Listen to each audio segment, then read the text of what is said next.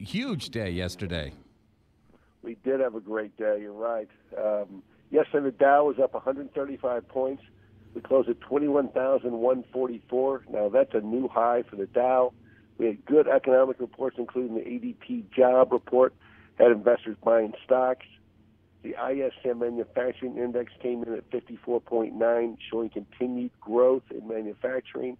Materials and financials led the rally, but most sectors saw gains. Volume was better, so all things equal, it was a great day for Wall Street. One of the things you mentioned was the ADP employment report, and there was a lot of talk about that in connection with the decision yesterday by President Trump to pull out of or beforehand announcing the job growth. Tell us about the ADP employment report. You got it, Jay. The ADP employment report showed 250,000 new jobs were created last month. Now, that was much better than the 185,000 we expected. Medium-sized businesses with 50 to 499 employees showed the most growth with 113,000 new jobs. That was followed by small businesses, which added 83,000. And finally, big businesses created about 57,000 new jobs. So it's a pretty nice report. That's great news. You talked about big businesses. What's going on with Ford? Yeah, Ford passed GM to be the number one U.S. auto seller in May. Ford sold 240,250 vehicles, while GM sold 237,364.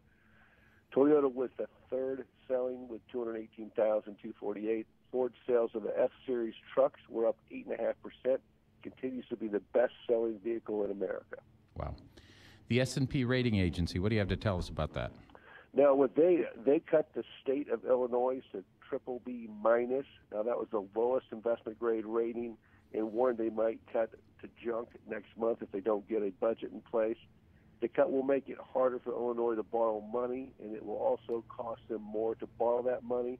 Illinois has gone over 2 years without a budget, and no other state has ever gone without a budget for over a year since the Great Depression. So Illinois really needs to get their budget set up. They have more than their share of problems over there.